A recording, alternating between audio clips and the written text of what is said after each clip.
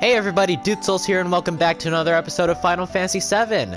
Last time, we made the journey out of the Forgotten Capital and through the Icicle area, and we made our way to what's called the base of Gaia's Cliff, where apparently we have to climb a cliff. And it's very cold, but I guess this is like a little safe haven. Now this is a surprise!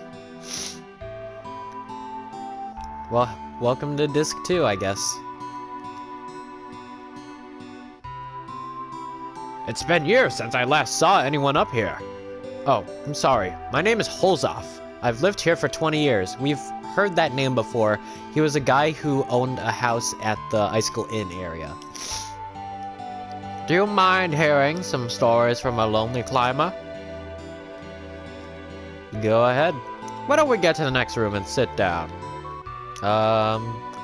First, is there anything... I can't go up there, can I? Dang it. Nope. Alright. This room. You ever hear about those who challenged the cliff? No! There's an old legend that says something fell from the sky here a long time ago. Oh yeah, we also got a lot of story exposition in the Icicle Inn area, where we saw a recording of the famous biologist Dr. Gast, who was married to a woman named Ifalna, and they are the parents of Aerith. And then Hojo came barging in and stole them, and stole Aerith, and killed Gast. It's supposed to have pushed the... Oh yeah, and Genova isn't an ancient. It's a meteor that hit the Earth and screwed over the ancients. Which is why this place is so cold. It's because they used all their life energy to repair the planet. It's supposed to have pushed the land up and formed this cliff. 20 years ago, Yamsky and I braved this cliff to see what was on the other side. But we weren't prepared for it. We never dreamed the temperature would be so low. That cliff has a biting cold wind that lowers your body temperature. Yamsky was below me. He cut his own rope. I didn't even notice. I've lived here ever since, challenging the cliff and providing warning and shelter to my fellow climbers. If you're going to climb the cliff, you're going to need 2 precautions. First, check your route, because it's hard to find because of all the snow. Second, warm yourselves up once you get to a ledge. Understand? Yes, so we determine the route we take, and then we have to actually live. You must be tired coming all the way up here. Better get some rest before you head out. What if I told you we're going to ignore that? Yeah, today is going to be a video that does not involve any plot, story, or progression. Because I'm going to do a bit of a side quest that I alluded to earlier in the previous video. But we got story stuff right now. You know, I've been thinking. Seeing a place like this makes you realize how awesome nature is.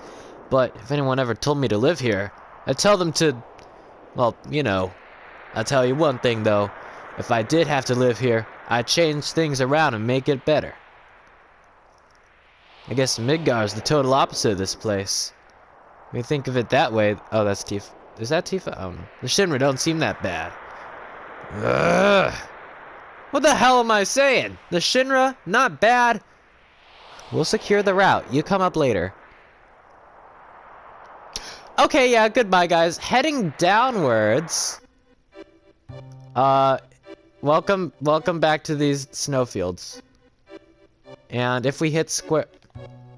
Okay, so hitting square doesn't do anything. I'm just gonna keep running in a direction. I'm not gonna run in that direction because that is actually something that I am looking forward to that I have not explained yet, and there's a more opportune time. But I accidentally found something that I really wanted to find, so that's cool. I just ran around a bit, and you know, I didn't exactly find what I was going for, yeah, welcome to the location known as the Great Glacier. We explored this a bit in the previous episode where we were, you know, going down the snowboarding path, and we kind of just crash down here. This is an area... Ooh, that's a cool enemy. This is an area with a bunch of good items that you can find. However, this is probably the definition. This location is like the definition of a labyrinth. This place is crazy. There are lots of puzzles you need to get past, and it is very easy to get lost. There are certain like, I guess you could say main areas in this place where there will be some sort of landmark. This isn't a main area, this is just snow. But, yeah, there is a lot of items in here, and I was intending on getting to, I guess, our starting point via the snowboards, but I don't exactly remember how to get back to Icicle Inn / any snowboard route, and I accidentally got a materia upgrade. What was that? All? I think that was an all level up. Alright. More transitionary areas. Okay, here we are. If you push square, you can kind of look at your surroundings and make out where you are. Here we are in a valley with a mountain in the background, and, valley with a mountain in the background. I don't know exactly where we would be, but I'm just gonna say up north, that's where Mr. Holzoff is. In my notes, I have descriptions of every one of these landmark areas. We have, actually, I also have a labeled map of all of them. Going from bottom to top, we have Area 1, which has the Ice Gate sign. You can see the sign at the bottom. Area 2, which is where that hole is I labeled as just a canyon. Number 3, which is a little below the giant foresty area, it's called, well, Snowy Forest. Number 4, which is right next to number 3, is a stream of water with a sad tree. You can see the sad tree on the map right there. Number 5 is cliff with trees overseeing ice flows, which is kind of specific, but yeah, you can see the ice flows right there. Number 7 is a lone snowy pine, and you can see the lone snowy pine right there. And then you have number 8, which is icy branching path, which is actually towards the left side of the screen, where I guess there's 3 different points that it can do, 3 different paths it converges to. There's number 9, which is a valley outstretched with a log, and you can see the log bridge, towards the middle of the map. Number 10 is Mountain Forked Road, which is towards the right in the mountain with all the roads leading to it. Number 11 is Waterbed with Puffs of Steam. It's a bit of a hot spring. Towards the top right of the map, but more towards the middle, there's like this, I guess these 2 little ponds next to each other, those are hot springs. Number 12 is Snowy Cliff, which is towards the top left. There's number 13, which I listed as snow, just snow, which is where the check mark is and where we were. And then number 14, which is at the very top right, is what I have labeled as valley with mountain in background. So I can conclude that we are in area number 14. I'm getting all this information from Jagged.com, of course. There are items within this labyrinth that we call the Great Glacier that you want. Specifically, there is 4 of them.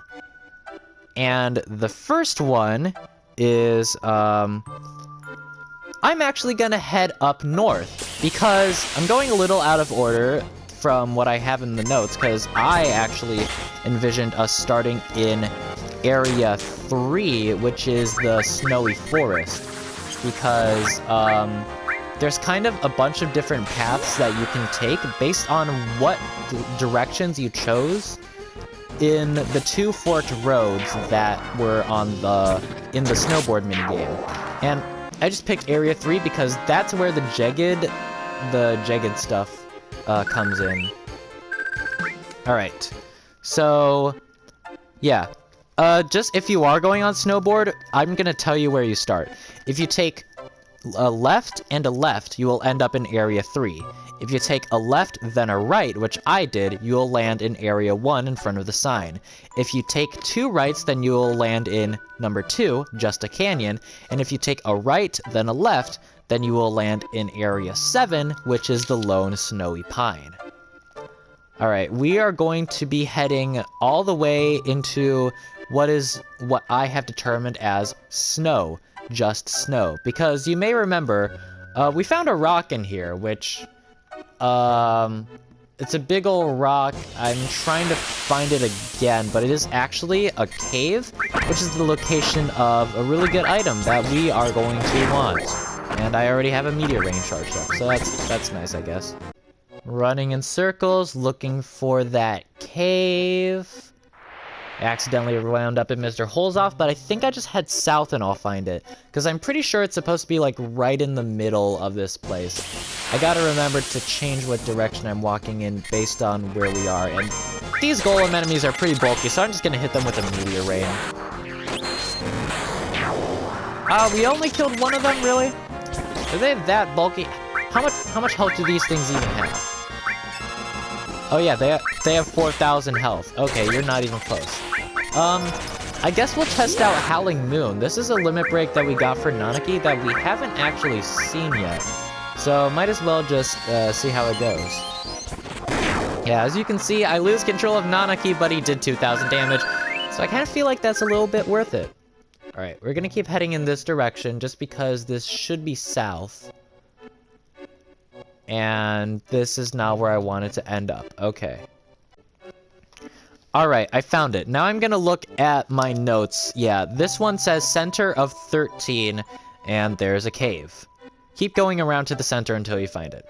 Alright, we're gonna go into this cave, and we see a materia right there. It's a blue materia. And we just got another all materia. Yeah, that's pretty cool, isn't it? And we already got one of the items that I was looking for. Nice.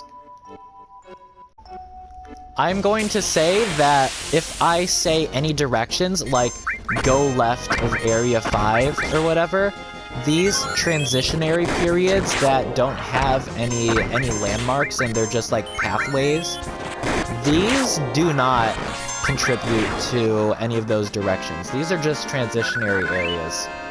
Alright, so the next place I want to go is to Area 11. So going down through this path, this would bring us to, oh, okay, oh wait, this is Area 11, right? Area 11 is yep, Area Head is Hot Springs. Area 11 is Hot Springs. So this is where I want to be. Alright, go to 11.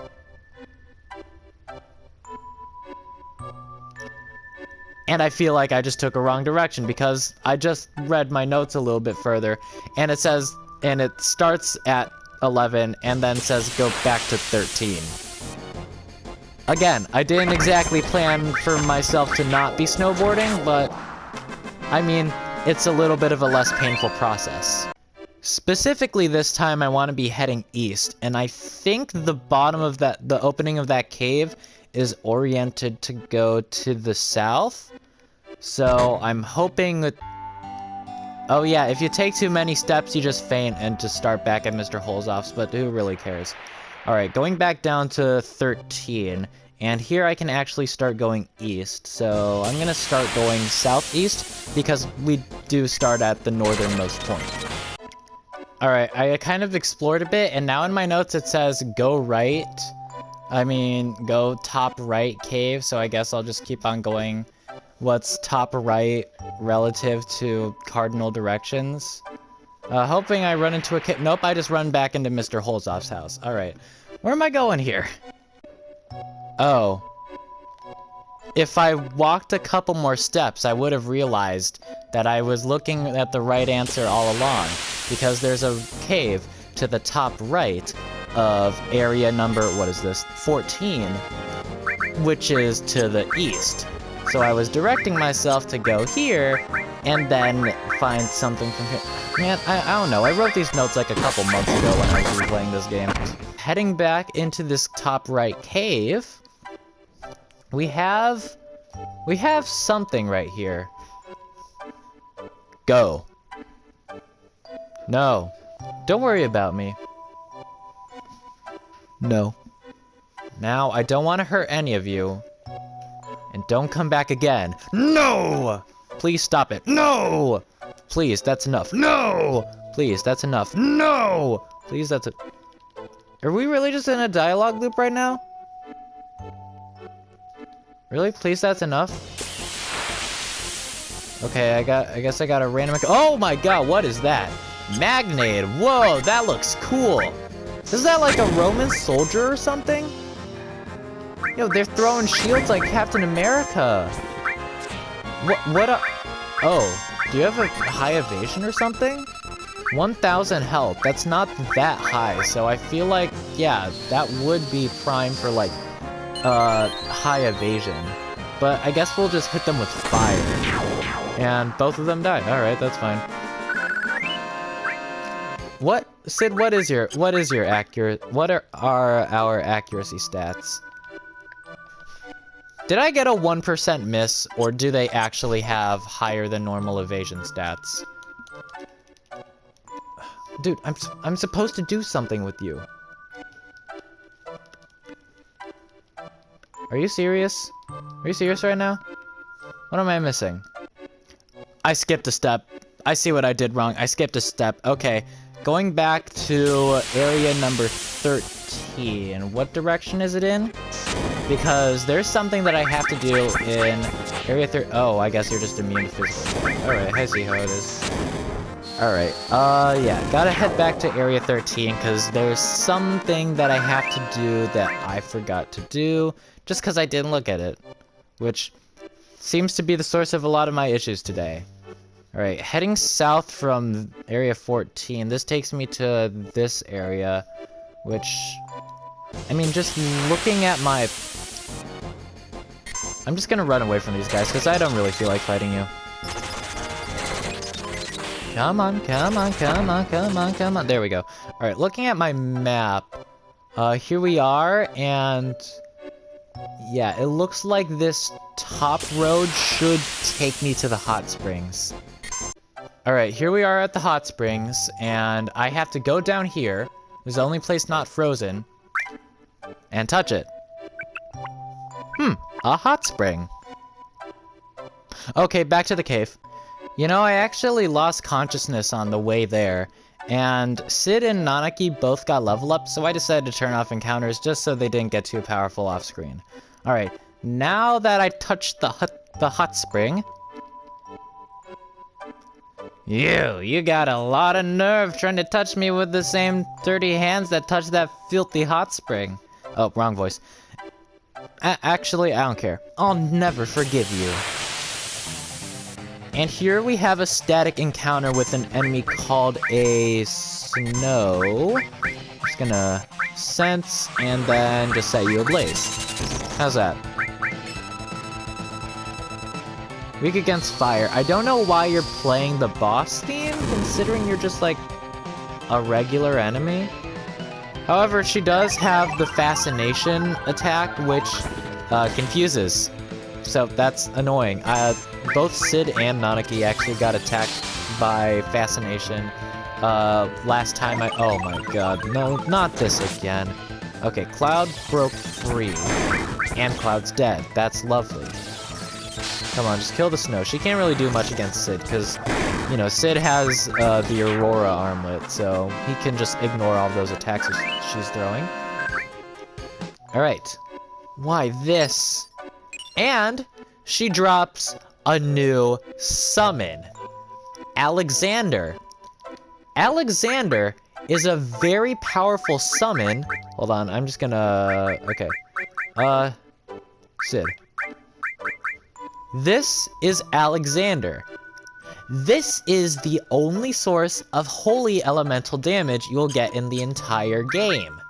So, if there's an enemy that's really bugging you and it's weak to holy, then you kind of just have to throw a whole summon at it, which will probably just kill it anyways. I'm gonna swap out Alexander for Leviathan on Nanaki. Remember those random enemies back at the Shinra headquarters that were weak to holy? Yeah, you're gonna only hit them with this powerful summon. Cloud got a level up, and I believe that the next item that we're getting is actually pretty soon accessed.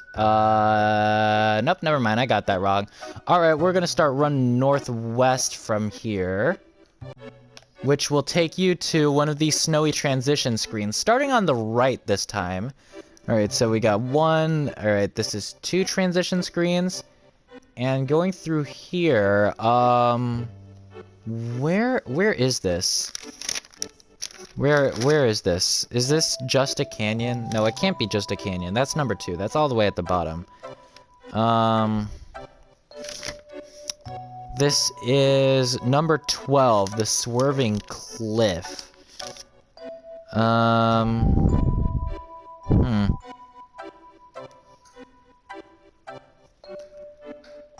Maybe I should just head down to number 5, because that's where my instructions start. Okay, so I'm at number 12. I think my destination is I have to get to 10, it seems like. Well, there's a lot of stuff that can happen on the way to number 10, including getting another one of the items. Okay, this is the log, so that can take me all the way over here to area number 7, because the log is listed as area number 9. So this is taking me over to area number 7. This is the Lone Pine. Heading over here to the right. Alright. Heading to number 10. Should be up here. Heading to number 10. Should be up here. 3 snowy screens. And then okay. Here is where we take the trail northwest. We take the trail northwest. We go on 1 screen. And we go on the 2nd snowy screen. Oh, come on! So now that I know that I have to end up on screen number 10, let's head down here. I believe this should take me to screen number 10. Okay, going on this northwest path. Alright, I read my notes, and it says, on transition screen number 2. Where is it? Where is it? Where is it? Where is it? What? Hold on. Am I missing something? Okay, here we are at the hot springs. Keep going this way. Alright, I recognize this place. I remember this place. Keep going this direction, and on screen number 2, crap, I missed something, didn't I? I feel like... If you can't tell, the thing that I'm looking for is within a transition screen. And I'm trying to spot it in the snow. I'm just gonna tell you, I'm looking for a materia. And my instructions say to take the northwest path away from area, which is away from area 10. What's it, area 10 in this? Yeah, the Mountain Forked Road. Away from area 10. On screen number 2, the materia is hidden in the snow. This is the northwest path, and this is screen number 2. Where's this materia? Come on, this is one of the best materials in the game. Where I don't want to have to look this up. I did all this research, and I don't want it to end up with me having to look something up. Maybe it's on this screen. Who knows? Nope, I just faint. I see what I did wrong. I looked up the solution, and apparently I wrote down an incorrect thing in my notebook months ago. That's just lovely, isn't it? So, heading through number 13 into number 14, which should be a couple screens this way. All right, here's number 14. Going south into the Mountain Forked Road. You don't want to head northwest. Go northeast. Go northeast. This is the same route that we took earlier. And in the snow right here, you get the added cut materia. This is absolutely broken. What does this do? Well, unlike its appearance, this is actually a command materia. Never mind, it is not a command materia. And never mind, this is not the overpowered materia that I thought it would be. Added cut lets you attack when you use the materia that is attached to. Do I have anything that would be useful for that with me? I don't think so. Actually, I'll put it on a sense with Sid. I'll do it. I'll do that. Why not? And throw the long range on him over there. All right, there we go. That is how you get the added cut materia. I was thinking of a different materia with a very similar name that you might know, but we're not going to get into that until much later in the game. Now, the final item that we want is by heading south of this Mountain Forked Road. This will eventually take us to this area, which is number, I'm not really sure, but I'm gonna head south anyways, because I think I'm going in the right direction. And a lot of these just loop over and over. Oh, crap, ice skate. Head north. Head north. Forest transition. Blah blah blah blah blah blah blah blah blah blah blah. Head right, I think. Guys, trust me on the. All right, here we are. Number 5. Is this 5 or 6? Number 5. You're gonna want to go down directly onto these ice flows. I swear, I was just about to say, if I fall unconscious. Could you imagine trying to do this on the original PlayStation with no speed up button and no cancel random encounters button? I couldn't. I found a better route in this screen. Just take this uppermost path and let's head back down to these ice flows, because the last item we're looking for is on this ice flow. The only way is to cross. That's the way it goes. Face the direction you want to jump, then press X. So, starting here, yeah. Whenever you jump on an iceberg, the icebergs around it will kind of like shift their position. Now, since I am prepared for this, I wrote down a key in which directions to go. North, west, south, west, north, east, north, north, north, west, south, east, east, and north. Boom, there we go. Puzzle done. No need to think about it or anything. And that takes us to this lone cave in the middle of the lake. Now, if we sneak our way in here, then we can get the safety bit. This is, I believe it is a accessory. Yeah, safety bit's an accessory. It protects against sudden death, petrify, and slow/numb. Sudden death we haven't really had encounters with. It is a status ailment that instantly kills you, as is obvious by the title, and it will be a little bit more present in like the end game. So it's not the most important thing to find, but I still think it is a good thing to find, especially if you have some characters that you really want to be fast, and that would be just like absolutely crippled by being slow. But if I'm gonna be honest, now we've kind of covered everything that I wanted to this episode. Sorry this episode was a little bit short, but I was planning on this one being short, because this is more of a supplementary episode anyways, and Sid just got a new limit break. That's lovely. Sid here, he got dynamite. Wrong menu. He got dynamite, which is an attack that attacks all opponents. We're finally getting more limit breaks for Sid. Yeah, I know. Oh yeah, might as well take the return route. Getting back is west, south, east, east, south, west, south, east, south, and west. There we go. So now I'm gonna run around and let Cloud faint. Does that sound good to you guys? Maybe if I get maybe I could get a couple of random encounters. And let's use Howling Moon one more time and see how much damage we can rack up with this. 2,700 and 2,800.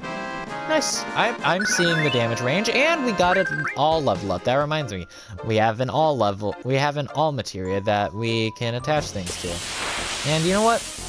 I kind of want to. Okay, well, you know what? I'm petty. I'll do it on this one little golem right here. Let's check out our brand new summon material, Alexander.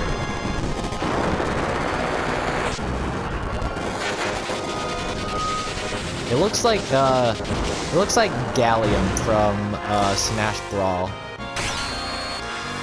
I wonder what the origin of Alexander being a giant robot is.